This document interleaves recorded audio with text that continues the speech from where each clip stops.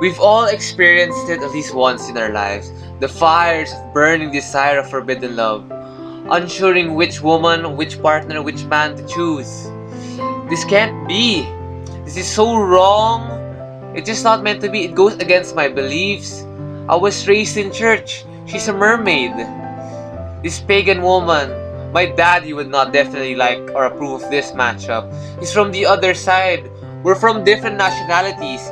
My country's beliefs are different from hers. I have a feeling this love will be the death of me. It's so wrong. I'm a Jedi. I'm forbidden to love. She's a senator.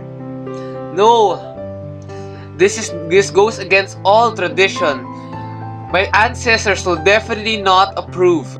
Are you like Jon Snow who fell for his enemy, eventually going into the cave and breaking all of his vows? Or are you like Jon when he fell to the seduction of the evil temptress?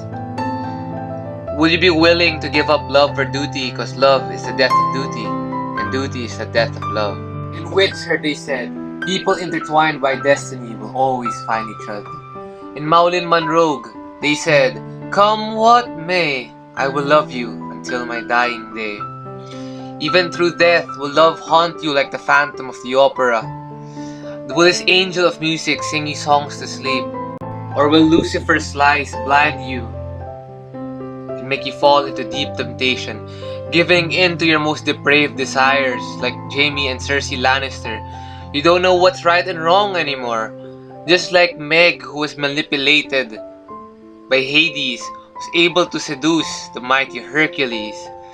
Would you fight for your love like Kylo and Rey? Or would you go your own way like Gabriella from High School Musical? Will you defy the gods for your love or die in her arms, just like Bishop Hagman and Lagatha? Before you are ready to love, you must know who you are as a person and have your own identity. Do not base your identity in the person that you're loving. Beware the fuckboys who do everything and say anything just to get in your pants and leave you when you're done. Beware also the gold diggers who all they want is what's in your wallet. The moment your money runs out, they'll vanish like the wind. These are some of the chemicals that are exchanged during the acts of intimacy, specifically sex. When it comes to sex, men mostly release the chemical dopamine, which has the addicting effect. That's why they're addicted to the act of sex or the feeling. So sometimes with men, it's more of transactional. While women, they normally release more oxytocin, which creates the bonding effect, the cuddling factor. That's why after this act of sex, the woman is mostly the more clingy, while men, they can leave anytime normally. But when two people engage in the act of sex, it's more than just chemicals that are intertwined. It's their souls as well. Because like when two are joined together, they become one. So the more people you have sex with, the more souls are you actually connected with, and it can cause some problems down the line. I would like to share a story, mine actually. Throughout my life, there were always these witches who always wanted to have sex with me just to get my semen or blood for their weird practices or summoning rituals. I honestly don't know why.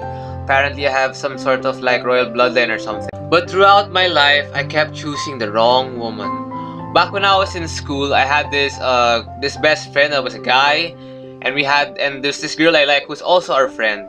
Just like a typical dude, I did some my background research. I befriended her best friend to be able to know more about her. And eventually later I would find out that she loved her best friend. They were together. She was lesbian. So yes, I was heartbroken because I liked her for a couple of years. But this is where it got even more interesting because my best friend kept telling me to let her go.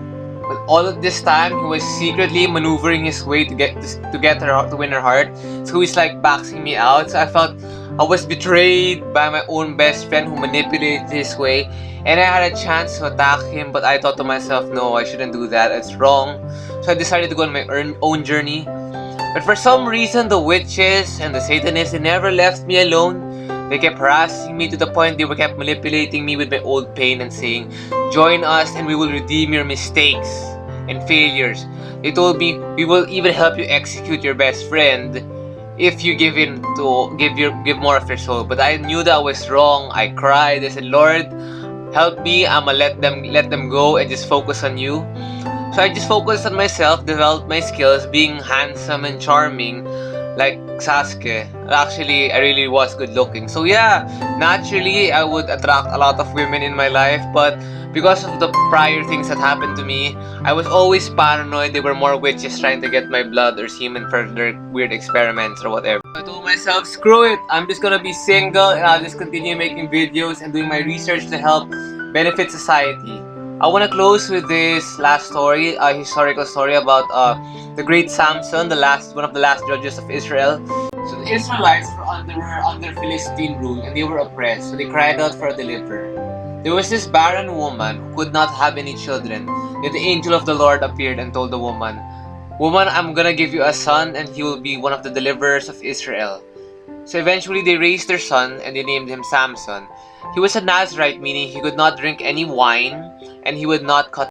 Then when Samson was in the Philistine village, he fell in love with a woman that was oppressing his people. Here we go again with forbidden love. He told his parents that he wanted to be with this woman. His parents were like, "Why? Isn't there anyone among our country that you want to love?" But no, Samson wanted that woman. And as he was walking, there was this great lion that attacked Samson, but Samson, being blessed by the Lord, was able to kill the lion with his bare hand. As he was going back, he noticed there was some honey on the lion's carcass. So during the wedding, he made a riddle for his guests, and he said, "If you can guess the answer to this riddle, we will give you 30 sets of clothes." He replied, "Out of the eater came something to eat, out of the song came something sweet." For 3 days, the people could not give the answer. So what the Philistines did, they tried to harass Samson's wife, telling, tell your husband to explain the riddle for us, or we will burn your father and your house to death." So eventually, Samson's wife would nag him and say, "You hate me. You don't really love me. You've given people the riddle, but you haven't told me the answer." Then Samson said, "I haven't even told the answer to my mom and my dad. Why should I explain it to you?" But she cried the whole time. So Samson finally gave in and he told her. The answer to the riddle was, "What is sweeter than honey and stronger than a lion?" Samson said, "If you had not harassed my wife, you would not know the answer."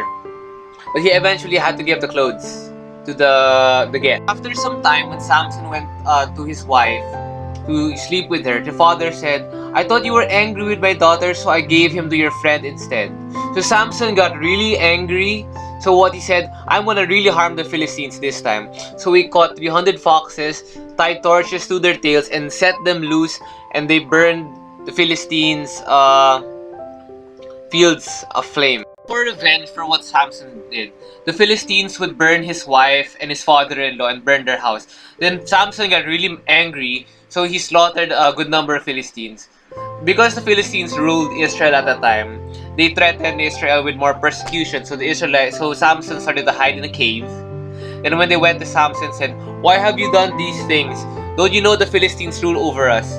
Then Samson asked, "Just tie me over and hand me over to them and promise me that you won't kill me." So when Samson was handed over to the Philistines, he found a jawbone of a donkey, and he slaughtered 3,000 of them, because the Spirit of the Lord was with him. After slaughtering the Philistines, Samson became thirsty. Then he cried out to the Lord and said, "You have given your servant this great victory. Must I now die of thirst and fall into the hands of the uncircumcised?" Then the Lord opened up a hollow place in where he was staying, and Samson drank. Then Samson led the Israelites against the Philistines for 20 years. Then Samson went to Gaza, where he saw a prostitute and he slept with her. And the Philistines surrounded the place. They were like, "Samson is here, let us go kill him." But Samson only stayed until the middle of the night. Then he got the doors of the city together with 2 posts.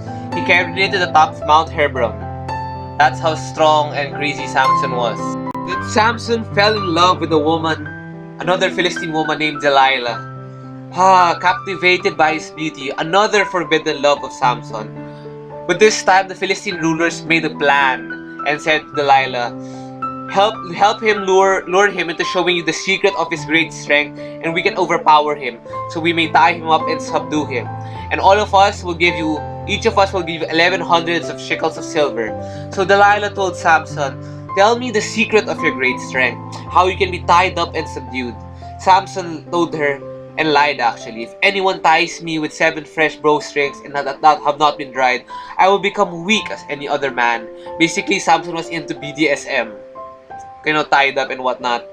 Then the Philistine rulers did that, but Samson broke out of it. Then Delilah became angry. Then he told Samson, "You lied to me. Come on, tell me. Tell me how you get what the secret to your great strength."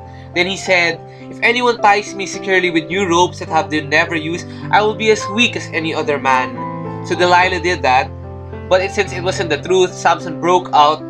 And then Delilah got more furious and cried day and night, "All this time you have been making me a fool. If you really loved me, then you would tell me." Man, how many times have we fallen for that same lie? Then Samson finally gave in and said, "Since my birth, no razor has been used on my head because I'm a Nazirite, for that is a symbol of my dedication to the Lord."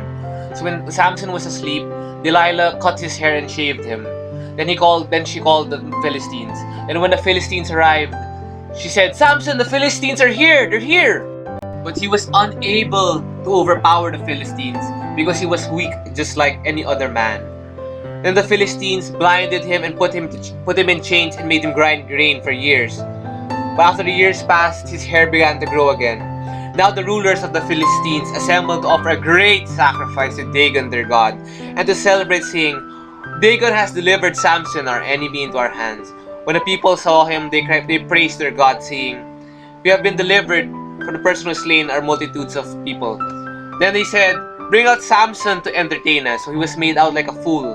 So Samson said to the servant, "Put me where I can feel the pillars that support the temple, that I may lean against them." Now the temple was crowded with men and women. All the rulers of the Philistines were there. Then Samson prayed to the Lord, "Lord, sovereign Lord, remember me. Please God, strengthen me just one last time, and let me with one blow get revenge on the Philistines from my 2 eyes." Then Samson reached towards the 2 pillars on which the temple stood. Then he pushed them, and he cried out, "Let me die with the Philistines." Then with all his might, he brought down the great temple. And that was Samson's life. So you may now ask, after talking about falling for the wrong person, how do you know when you finally fell for the right one? You need to ask yourself these 3 major questions. Who is your master, your God? And what is your mission or goal in life? Then after that, you may ask yourself, who is your mate or your partner? Because your partner has to bring you closer to your mission, and which ultimately will bring you closer to your master or God. So choose the right person. Happy Valentine's Day, everyone.